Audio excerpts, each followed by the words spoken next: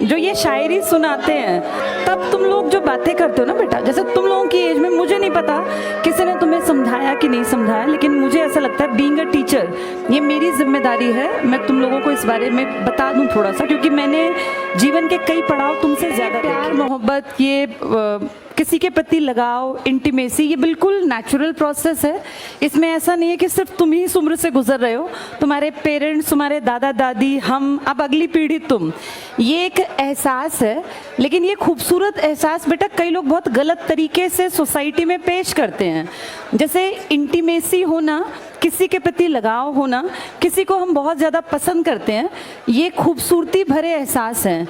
और जिसके अंदर प्यार है ना, वो कभी गलत नहीं चल सकता बेटा, जिसको हम रियल में प्यार कहते हैं। प्यार का मतलब ये नहीं कि आप किसी के प्रति फिजिकली एक अट्रैक्शन फील कर रहे हैं।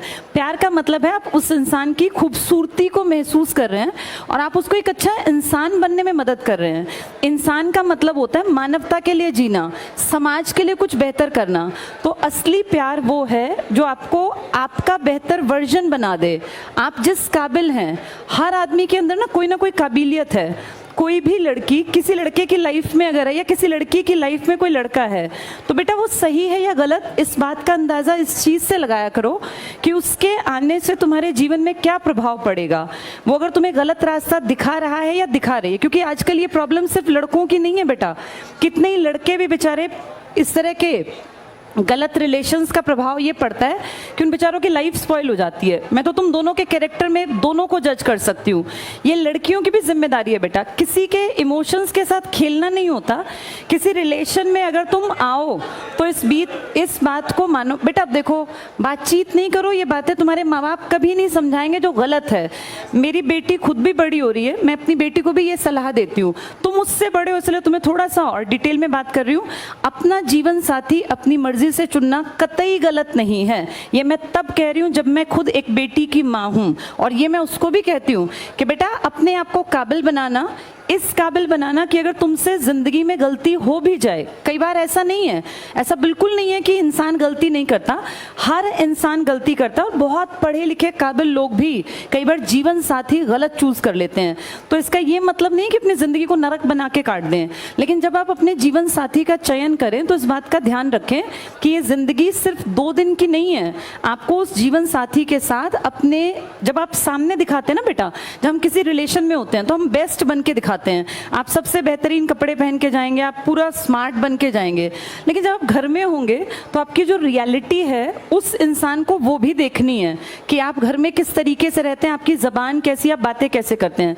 तो इसलिए किसी रिलेशनशिप में जब आओ तो इस बात को समझ के आना कि ये 4 दिन निभाने का रिश्ता नहीं है, ये जिंदगी भर निभाना है। और इसके बाद आपकी जो अगली पीढ़ी तैयार होगी, आप दोनों के अंदर वो गुण होने चाहिए जो अच्छे इंसान हम समाज को देके जाएं। ये 4 दिन में किसी की शक्ल देख के कोई अच्छा लगना, या महज किसी के पास बाइक है या गाड़ी है इसलिए कोई अच्छा लगना, ये लड़के लड़की दोनों के लिए कह रही हूँ, ये ठीक नहीं है बेटा। ठीक ये है कि मैं खुद काबिल बनूं, ये सब लड़कियों के लिए लड़कों के लिए भी है। अपने आप को काबिल बनाओ। एक काबिल जीवन साथी अगर नहीं है, कोई काबिल कोई पैदा तो नहीं होता, सब बनते हैं। जब मैं और परिमल सर रिलेशंस में थे, अफेयर में थे, तो ऐसा नहीं है कि हम लोग सिर्फ ये फिल्मी बातें करते थे, हम दोनों साथ रह के पढ़ते थे। मैं मैथ्स में महाबुद्धू थी, मुझे मैथ्स कभी समझ नहीं आया।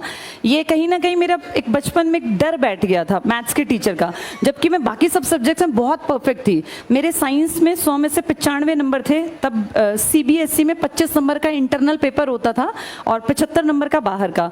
मैं आपको ये बताना चाह रही हूँ कि जो कमज़ोरी थी ना, मैंने अपने, जब मेरा और सर का अफेयर था तो उस कमज़ोरी को बेहतरी बनाया।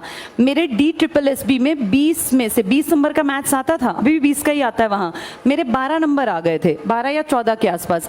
मतलब जो लड़की 0 थी मैथ्स में, और मैं कभी मैथ्स करके ही नहीं आती थी, मुझे लगता था इसमें मुझे कुछ नहीं आना, उसमें मैंने अपने अफेयर के दौरान इतनी इम्प्रूवमेंट की कि मैं उस 0 से और 20 में से 12 या 14 तक पहुँच गई।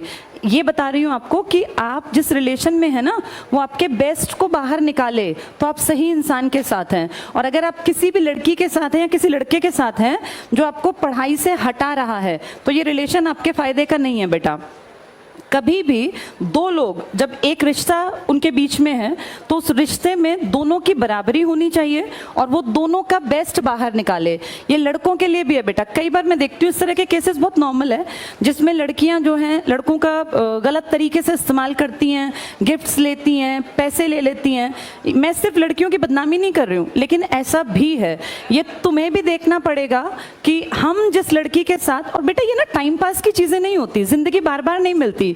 ये 20 से लेके और 25 साल तक आपका करियर बिल्डिंग का भी टाइम होता है मेन, और इसी टाइम पे एक नेचुरल प्रोसेस है, आपको ऑपोजिट जो भी होगा वो पसंद भी आएगा। तो इस चीज़ में एक बैलेंस बना के चलना आपकी जिम्मेदारी है। लड़कियां किसी भी रिश्ते में तब बंधें जब वो उसको निभा सकें। ऐसा ना हो आप किसी के साथ बहुत ज़्यादा इंटीमेसी में है, रिलेशन में है, फिर जब आपको एक स्टेज पे आके आप कहें कि नहीं मुझे अपने पेरेंट्स के अकॉर्डिंग चलना पड़ेगा। पेरेंट्स के अकॉर्डिंग चलने में बुराई नहीं है, पर बेटा किसी भी रिश्ते में किसी को इतना हद तक इन्वॉल्व ना करना जिससे उसके परिवार का जीवन तबाह हो। कई बार ऐसा सुनने में आता है किसी लड़के ने सुसाइड कर लिया। किसी लड़की के लिए मरने की किसी को जरूरत नहीं है, ना ही किसी, लड़कियां वैसे मरती भी नहीं है, लड़के